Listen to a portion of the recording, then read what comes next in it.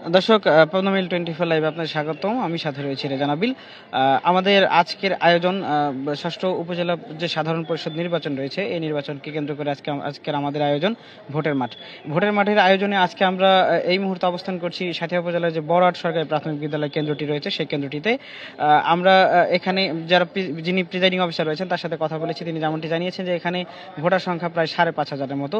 কিন্তু বিস্ময়কর ব্যাপার হলেও এটি সত্য যে এখনো পর্যন্ত ভোট গ্রহণের প্রায় আধা ঘন্টা বেশি সময় পেরিয়ে গেলেও কিন্তু এখনো পর্যন্ত কোনো ভোট কিন্তু কোনো বুথে কিন্তু এখনো পড়েনি।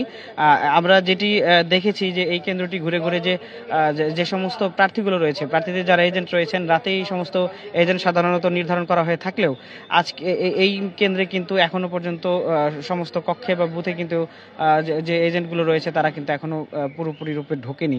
সেই জায়গা থেকে আমরা যেমনটি দেখেছি যে এখনো একাধিক প্রার্থীর এজেন্ট যারা রয়েছে তারা যিনি প্রিজাইডিং অফিসার রয়েছে তার কাছে বিভিন্ন যে কাগজপত্র সরবরাহের যে প্রসিডিউর রয়েছে সেই প্রসিডিউর কিন্তু তারা মেনটেন করছে। দর্শক, আমরা যদি একটু জানিয়ে রাখতে চাই যে সাঁথিয়া উপজেলায় মোট 4 জন কিন্তু চেয়ারম্যান প্রার্থী রয়েছেন। এর মধ্যে একজন প্রার্থী যিনি কিনা হাসান আলী খান, তিনি মৌখিকভাবে কিন্তু ভোট বর্জনের অর্থাৎ ভোট থেকে কিন্তু সরিয়ে দাঁড়িয়েছেন। এর বাইরে বর্তমান চেয়ারম্যান যিনি রয়েছেন আল মাহমুদ দেলোয়ার, তারপর সোহেল রানা খোকন সহ বাকি মোট 3টি চেয়ারম্যান প্রার্থী কিন্তু এখানে প্রতিদ্বন্দ্বিতা করছেন। দর্শক, আমরা যদি আরেকটু জানিয়ে রাখতে চাই যে এই যে ভোট কেন্দ্রটি বরাট কেন্দ্রটি রয়েছে, এই বরাট কেন্দ্রের আমরা প্রত্যেকটি কক্ষে ঘুরে ঘুরে দেখেছি। তারা যেমনটি জানিয়েছেন যে এখনো পর্যন্ত কিন্তু আসলে ভোট পড়েনি।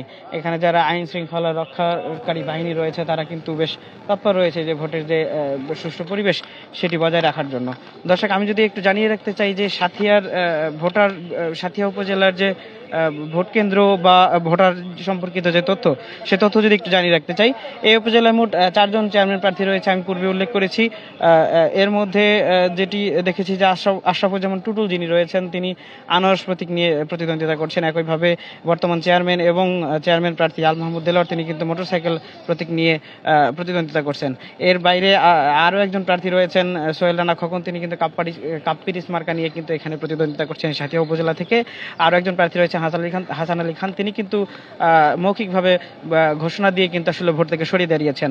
এর বাইরে আমরা যদি একটু জানিয়ে রাখতে চাই যে এই উপজেলায় মোট 3 জন ভাইস চেয়ারম্যান প্রার্থী প্রতিদ্বন্দ্বিতা করছেন একে অপরের সাথে।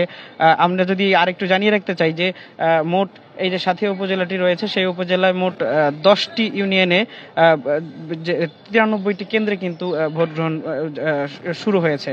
আমরা যদি আরেকটু জানিয়ে রাখতে চাই যে এই উপজেলায় মোট ভোটার সংখ্যা 3,21,261টি, অর্থাৎ সেদিক থেকে বলতে গেলে প্রায় 1.5 লক্ষেরও বেশি, 1,64,856 জন পুরুষ ভোটার এবং নারী ভোটার রয়েছেন 1,56,408 জন।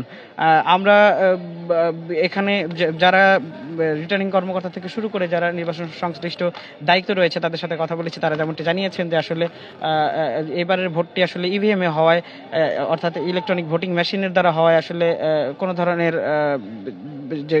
নানা ধরনের যে অপ্রীতিকর ঘটনা ঘটে থাকে, যে ভোট কাটার যে একটা ব্যাপার থাকে যেটাকে আবার রিগিং বলা হয়ে থাকে ইংরেজিতে, তো সেই জায়গাগুলো কিন্তু আসলে এই ইভিএম এ ভোট হওয়ার কারণে কিন্তু আসলে সুযোগটি কম রয়েছে।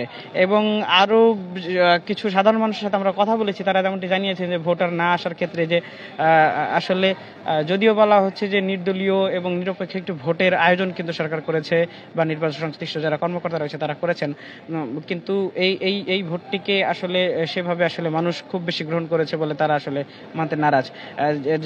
এর প্রেক্ষিতে দেখা গিয়েছে যে ভোট গ্রহণের দীর্ঘ সময় পেরিয়ে গেলেও এখনো পর্যন্ত কিন্তু এই যে কেন্দ্রটি রয়েছে এই কেন্দ্রটিতে এখনো কিন্তু কোনো ভোট পড়েনি। আমরা আরেকটু যদি বলতে চাই যে শুধুমাত্র এই যে সাঁথিয়া বড়াট সরকারি প্রাথমিক বিদ্যালয়ে যে ভোট কেন্দ্রটি রয়েছে, শুধু এই কেন্দ্রটি নয়, এর সাথে যে অন্যান্য কেন্দ্রগুলো রয়েছে সেই কেন্দ্রগুলোতে কিন্তু একই ধরনের অবস্থা কিন্তু আমরা জানতে পেরেছি যে আসলে ভোটার উপস্থিতি খুবই কম। ভোটাররা এক ধরনের নারাজি হয়েছেন ভোট প্রদানের ক্ষেত্রে। তারা যেমনটি বলছেন যে ভোট কেন্দ্রে না আসার ক্ষেত্রে তাদের যেমনটি যুক্তি রয়েছে যে আসলে এক ধরনের একক নির্বাচন হচ্ছে কিনা, সে তো সেই জায়গা থেকে আসলে যারা ভিন্ন মতে যারা রয়েছেন, অর্থাৎ ভিন্ন দলের রাজনৈতিক দলে যারা রয়েছেন, তারা কিন্তু আসলে নির্বাচনে কোনোভাবেই অংশগ্রহণ করতে চান না, বা ভোট প্রদানের মধ্য দিয়েও কিন্তু নির্বাচনে অংশ নিতে চান না। এর পাশাপাশি অভিযোগ রয়েছে ক্ষমতাসীন দল যেটি রয়েছে সরকারে, তারা যেমনটি জানিয়েছেন যে যারা কিনা বিরোধী দলে রয়েছে তারা ভোটার যারা রয়েছে তাদেরকে আসলে বিভ্রান্ত করার নানা ধরনের চেষ্টা করেছে। দর্শক, পাবনা মেইল 24 লাইভে সাথিয়ার বড় সরকারি প্রাথমিক বিদ্যালয় কেন্দ্র থেকে এই ছিল সর্বশেষ।